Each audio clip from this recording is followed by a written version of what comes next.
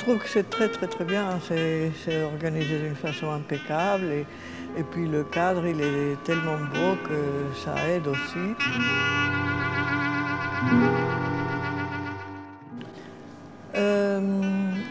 J'ai toujours aimé les broderies. J'étais collectionneuse quand j'étais jeune. J'allais dans les antiquaires, dans les bazars, là où je pouvais trouver des broderies marocaines. Et depuis, c'est resté pour moi une envie de pouvoir les préserver. Je trouve que c'est un patrimoine marocain qui est très intéressant. Et c'est probablement le seul patrimoine que nous ont laissé les femmes. C'est comme un langage. Elles n'écrivaient pas, donc elles brodaient. C'est une amie qui avait une maison à Marbella et une maison andalouse style mauresque. Et elle a dit qu'elle devait faire un reportage et elle m'a demandé de lui prêter des vêtements. Elle m'a demandé de lui apporter des cafetans et des vêtements que je faisais. Et elle a dit normalement, c'est des choses que tu devrais faire pour les gens, parce que les gens ignorent ce côté de la tradition marocaine. Et elle a appelé quelques amis, elle leur a montré les vêtements et tout le monde était très admiratif et ils ont beaucoup aimé. Donc ils m'ont fait des commandes. Et c'est comme ça que j'ai commencé. Et je connaissais déjà Yves, parce que Yves Saint-Laurent, il venait beaucoup à Marrakech. Moi j'avais une propriété à Marrakech. Et je me suis dit, pourquoi pas, je vais quand même essayer de faire la haute couture. Et j'ai demandé à Yves, il m'a dit, il n'y a pas de problème, c'est magnifique. Donc j'ai pris la représentation de Saint-Laurent, parce que rentrer dans le monde de la haute couture, c'était quelque chose de fabuleux. Contrairement à ce qu'on pense, le Maroc avance. Mais une partie de l'avance du Maroc est due aussi aux femmes. Les femmes se sont mises au travail, se sont mises à entreprendre des tas de choses, etc. Et la femme marocaine, elle a toujours été une femme qui aimait la toilette et qui était très coquette. Et elle aimait les maquillages, les bijoux et surtout les vêtements.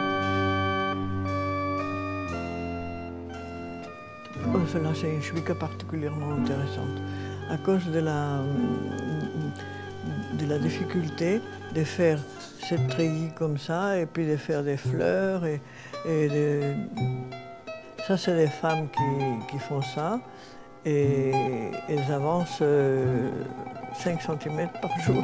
Et tu vois que pour l'aérer un peu, on lui fait des petits trous pour qu'il ne soit pas une chouïka très épaisse. Et eux, ils ont suivi ce dessin que j'ai fait, inspiré un peu des feuillages marocains. Et puis ils finissent avec ce bord qui s'appelle les bliblettes, qui ont la faculté de rendre la broderie, de la faire plus tenue. Et ça, c'est une tenue classique.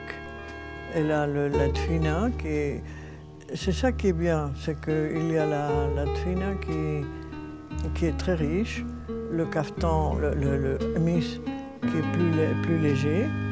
Celle-là, elle est beaucoup plus facile que celle-là. Celle-là, elle est très compliquée.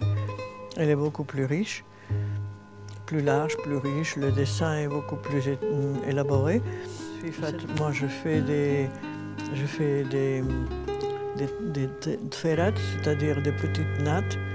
Et cette broderie, c'est un dessin que je me suis inspiré un peu des choses du Cachemire.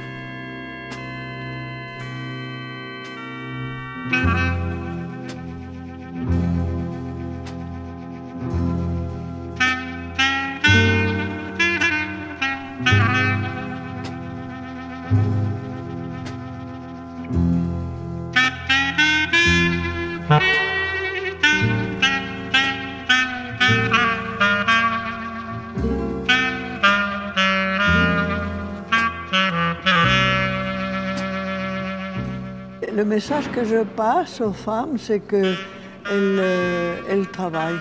C'est très important pour une femme de travailler parce que ça donne une indépendance et